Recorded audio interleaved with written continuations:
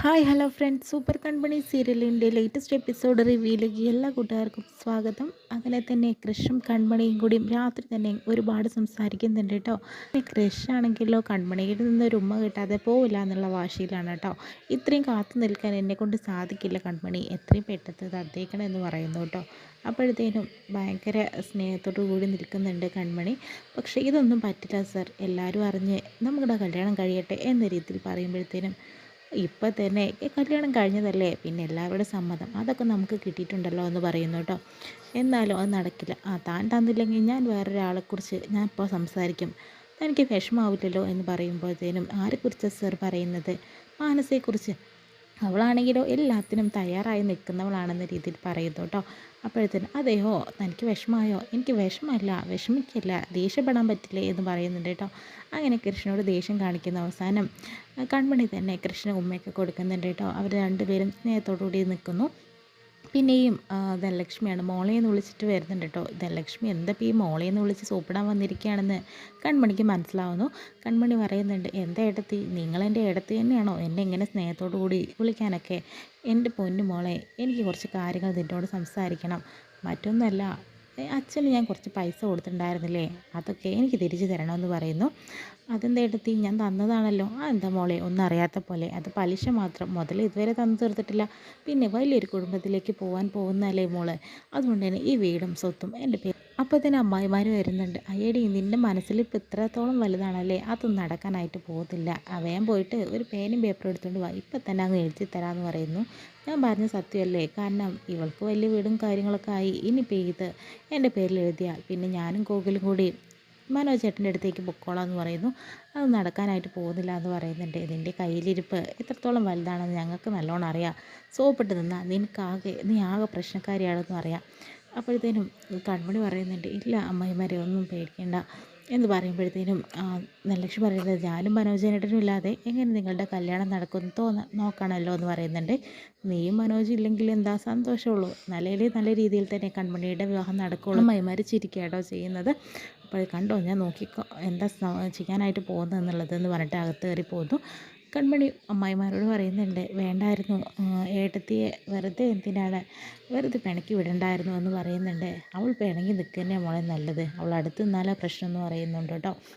അങ്ങനെ ചേച്ചിയമ്മയാണെങ്കിലോ, ഈ വിവാഹത്തിന് ഞാൻ തയ്യാറല്ല, നിങ്ങൾക്ക് വേണമെങ്കിൽ പോകാം, അതുപോലെ തന്നെ ഉറപ്പിക്കുകയെല്ലാം ചെയ്തോ, പക്ഷേ ഞാൻ എന്തായാലും അങ്ങോട്ടില്ല എന്ന് പറയുന്നുണ്ട്. അങ്ങനെ അപ്പോൾ കൃപ വരുന്നുണ്ട്. എന്താ ചേച്ചിയമ്മ ഇങ്ങനെ പറയുന്നത്, ഞങ്ങളുടെ കൂടെ വന്നേക്കെന്ന് പറയുന്നുണ്ട്. ഓ, നീ വലിയ ആളല്ലേ, നീ അങ്ങ് പോയി നടത്തിയാൽ മതി, ഞാൻ ഒരിക്കലും നടത്താനായിട്ട് വരുന്നില്ല എന്ന് പറയുന്നുണ്ട് കേട്ടോ.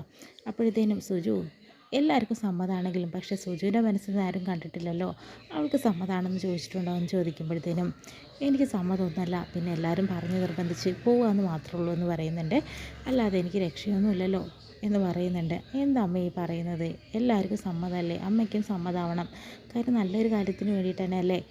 ഞങ്ങൾ ഒരു വാക്ക് കൊടുത്തിട്ടുണ്ടായിരുന്നു, നിങ്ങൾക്ക് ആ വാക്ക് മറക്കാൻ സാധിക്കുമായിരിക്കും, എനിക്ക് സുജുവിന് അത് സാധിക്കില്ല. മാനസയെക്കുറിച്ച് ഒരു മാനസ, അവൾ എന്തായി കാണിക്കുന്നത്, അവളുടെ മനസ്സിലിപ്പോൾ നിങ്ങൾക്ക് അറിയാഞ്ഞിട്ടാണ്, അവൾക്ക് ഇതിൻ്റെ വിഷമമൊന്നുമില്ല, അത് നിനക്ക് തോന്നുന്നതല്ലേ എന്ന് പറയുന്നുണ്ട്.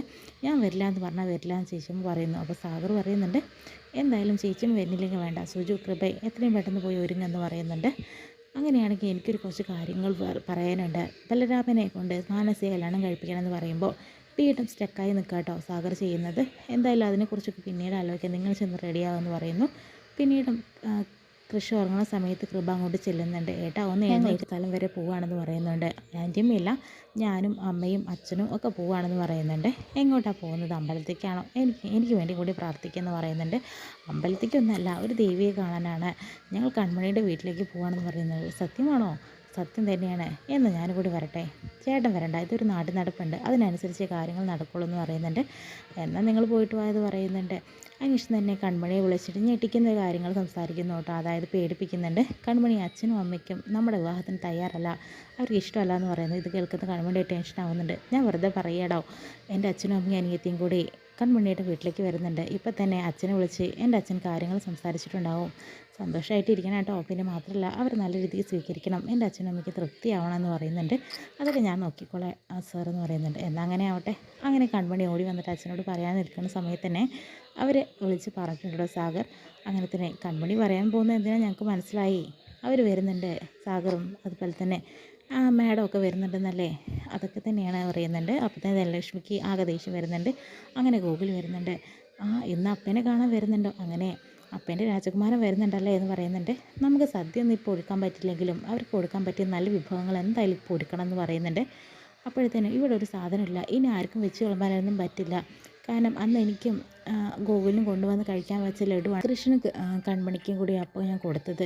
ഇനി കൊടുക്കാനൊന്നും പറ്റില്ല, ഇനി ഒന്നും സാധനം തരില്ല. ഇംഗ്ലണ്ടിൽ കൊണ്ടുപോകാറുണ്ട്, ഇവരെന്നെ പറ്റിച്ചു. ഇനി സേവനം നിർത്തി, ഇനി ഇത് ധനലക്ഷ്മി കയ്യിൽ നിന്ന് ഒന്നും തന്നെ കിട്ടില്ല. വല്ല ചായയും വെച്ച് വിടാനായിട്ട് നോക്കുക എന്ന് പറയുന്നു കേട്ടോ. അതൊന്നും ധനലക്ഷ്മി നീ ആലോചിക്കേണ്ട, കാരണം ധനലക്ഷ്മി പറ്റുമെങ്കിൽ ഞങ്ങളുടെ കൂടെ നിൽക്ക്, അല്ലെങ്കിൽ ഇടങ്കോലിടാൻ നിൽക്കണ്ടെന്ന് അച്ഛൻ പറയുന്നു. ഞങ്ങൾ എന്താ വെച്ചാൽ തയ്യാറാക്കിക്കോളാം എന്ന് പറയുന്നുണ്ട് കേട്ടോ. അപ്പോൾ ഇതിന് ഗോകുൽ പറയുന്നുണ്ട്, എന്തായാലും അപ്പയെ കാണാൻ വരികയല്ലേ, ഞാൻ പോകുന്നില്ല സ്കൂളിൽ നിന്ന്, അങ്ങനെ പഠിപ്പ് മുടക്കിയിട്ടൊന്നും നീ നിൽക്കണ്ടെന്ന് പറഞ്ഞിട്ട് ഗോകുലിനെ പിടിച്ച് അങ്ങോട്ട് കൊണ്ടുപോകാൻ പറയുന്നുണ്ട്. പഠിപ്പ് നോക്കി നിൽക്കണ്ട, വേഗം ചെല്ലെന്ന് പറഞ്ഞിട്ട് അവനെ പറഞ്ഞയക്കുന്നു കേട്ടോ. ഈ ദുഷ്ടത്തി എന്തൊരു ദുഷ്ടത്തരാണ് ഈ കാണിക്കുന്നത് പറഞ്ഞിട്ട് അമ്മായിമാരും അച്ഛനും പറയുന്നുണ്ട്. അച്ഛൻ എന്തായാലും നമുക്ക് നല്ലൊരു പായസം തയ്യാറാക്കാം, പച്ചപ്പൂ ഉണ്ണിയപ്പം ഒക്കെ ഉണ്ടാക്കാൻ പറഞ്ഞിട്ട് അകത്തേക്ക് കയറി പോകുന്നു. അങ്ങനെ വീട്ടമ്മയെ തന്നെ കേട്ടോ. അങ്ങനെ നമ്മുടെ സുജു ഒരുങ്ങുന്ന സമയത്തിൻ്റെ നീ നല്ല സുന്ദരിയായിട്ടാണല്ലോ സുജു പോകുന്നത്, എന്തായാലും അമ്മായിമ്മ നന്നായിട്ട് ഒരുങ്ങിയിരിക്കുന്നത് നല്ലതാണെന്ന് പറയുന്നുണ്ട്. ചേച്ചിയമ്മേനെ കളിയാക്കേണ്ട, ഞാൻ എത്ര സമ്മതത്തോടു കൂടിയല്ല പോകുന്നതെന്ന് പറയുന്നുണ്ട്. അത് പറഞ്ഞാൽ പറ്റില്ല സുജു, എൻ്റെ അവസ്ഥ നിനക്കറിയില്ല, എനിക്ക് നല്ല വിഷമമുണ്ട്. ഞാൻ തീരുമാനിച്ച കാര്യങ്ങൾ നടത്തിയിട്ടേ ഞാൻ അടങ്ങുള്ളൂ, അല്ലാതെ അങ്ങനെ ഞാൻ വാക്ക് മാറ്റാൻ പോകുന്നില്ല. എൻ്റെ ചേച്ചിയമ്മേ ആളുകളുടെ ഭൂരിപക്ഷത്തിൻ്റെ പുറകെ നിൽക്കുന്നു എന്നുള്ളൂ.